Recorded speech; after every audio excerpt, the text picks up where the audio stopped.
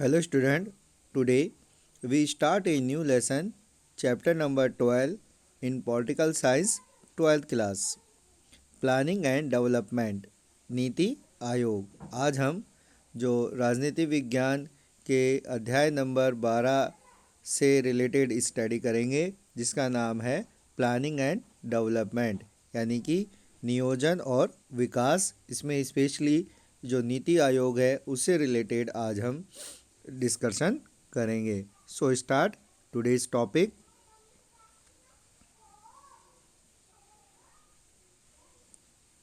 Firstly, planning was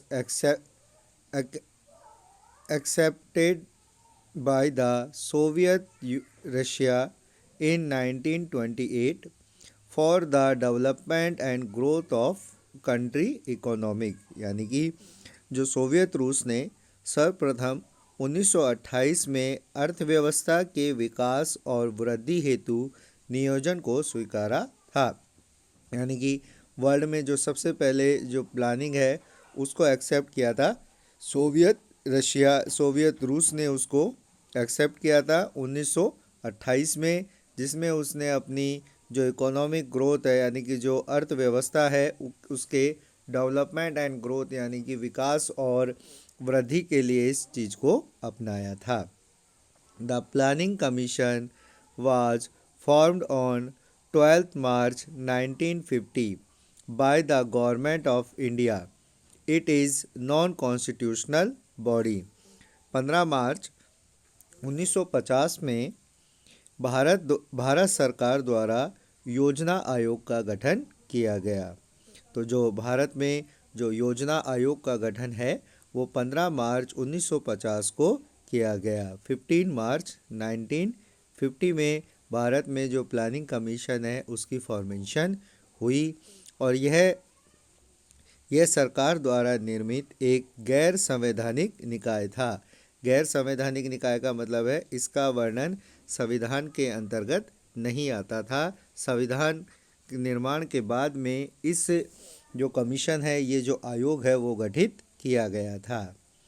economic planning is necessary for the detection of the economic problem of the country wise, यानी कि जो देश में मौजूद आर्थिक समस्याओं जिसमें poverty, unemployment, economic inequality and for the development of industry and factories and to speed of information technology, यानी कि देश में मौजूद आर्थिक समस्याएं जिसमें पॉवर्टी यानी कि गरीबी, अनएम्प्लॉयमेंट बेरोजगारी, इकोनॉमिक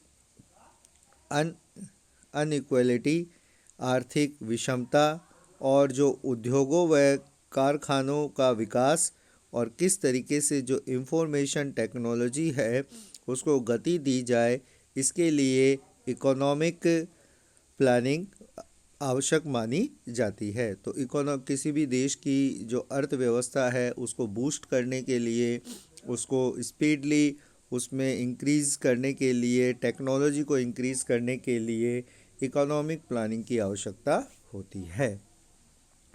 व्हाट इज़ प्लानिंग, यानी कि जो नियोजन है वो क्या होता है। Planning is the process of thinking and taking step in the right direction of organizing the activities required to achieve a desired goal, यानी कि जो नियोजन होता है उसमें सोच समझकर सही दिशा में उठाया गया प्रथम कदम नियोजन कहलाता है। मतलब इसमें अच्छी तरीके से सोचकर और जो आगे बढ़ने का जो कदम उठाया जाता है, जो सही दिशा में जो हम डायरेक्शन जो होता है वो राइट डायरेक्शन में जब हम जाते हैं तो उसे प्लानिंग कहते हैं। प्लानिंग में अगर हम देखें तो जो गोल होता है उसको अचीव करने के लिए इस तरीके से हम प्रोसेस करते हैं ताकि वो जो गोल है यानी कि जो हमारा लक्ष्य है उसे आसानी से प्राप्त किया जा सके।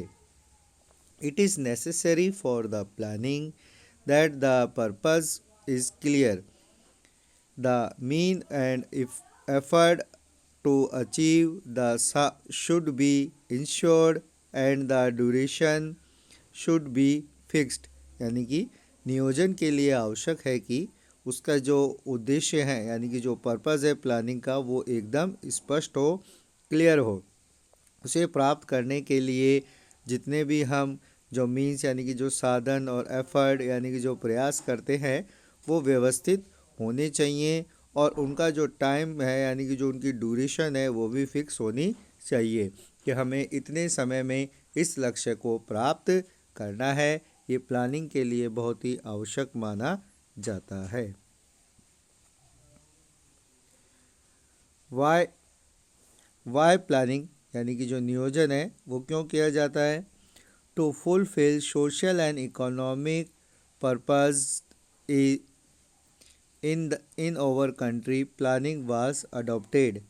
हमारे देश में सामाजिक और आर्थिक उद्देश्यों की पूर्ति हेतु नियोजन अपनाया गया है। मतलब नियोजन को अपनाने का मुख्य जो कारण है कि जो हमारे देश की जो सोशल एंड जो इकोनॉमिक पर्पस है उसको किस तरीके से पूरा किया जाए, इसलिए हम प्लानिंग को अडॉप्ट करते हैं। The purpose of planning is to ensure proper utilisation of resources, यानी कि नियोजन का जो उद्देश्य होता है कि जो रिसोर्सेज हैं उनको प्रॉपर यूटिलाइज, उनका सही इस्तेमाल किस तरीके से किया जाए। टू रिमूव एम्प्लॉयमेंट, यानी कि जो अनएम्प्लॉयमेंट है उसको किस तरीके से, अनएम्प्लॉयमेंट की जो प्रॉब्लम है उसको किस तरीके से सुलझाया जाए।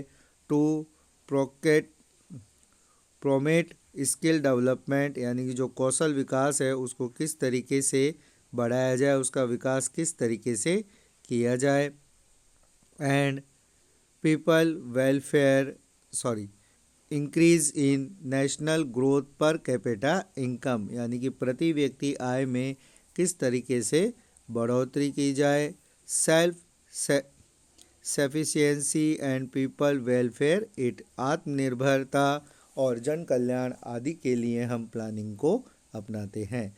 तो जो प्लानिंग है उसे अडॉप्ट करने के जो मेन जो रीज़न है वो है कि जो हमारे जो रिसोर्सेज है उनका प्रॉपर यूटिलाइजेशन किस तरीके से किया जाए, अनएम्प्लॉयमेंट की जो प्रॉब्लम है उसे रिमूव कैसे किया जाए, जो स्किल डेवलपमेंट है उसे प्रमोट कैसे किया जाए, और जो नेशनल ग्रोथ और पर कैपिटा इनकम है उसे इंक्रीज किस तरीके से किया जाए, लोगों में self satisfaction and the public welfare, इन सभी के लिए प्लानिंग को अडॉप्ट किया जाता है। So student, today we discuss about the planning. The planning was accepted firstly in Soviet Russia 1928, यानी कि जो प्लानिंग है उसे सबसे पहले सोवियत जो रूस है उसने 1928 में अपनाया था।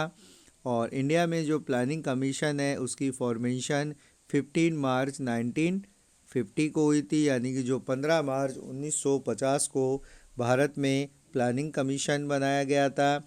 इस प्लानिंग का जो प्लानिंग होती है इकोनॉमिक प्लानिंग, उसके लिए सबसे जो मेन जो प्रॉब्लम्स होती हैं जिसमें पॉवर्टी, अनएम्प्लॉयमेंट, इकोनॉमिक अनइक्वलिटी, इसलिए इस प्लानिंग को अपनाया जाता है। Planning, what is planning? Planning का मतलब होता है कि जो हम जो प्रोसेस होती है उस किस तरीके से इस जो प्लानिंग की जो प्रोसेस है उसमें सोच समझकर हम जो राइट डिसीजन लेते हैं उसे हम प्लानिंग कहते हैं, जिससे कि हमारे जो ग्रोथ है वो अच्छी हो।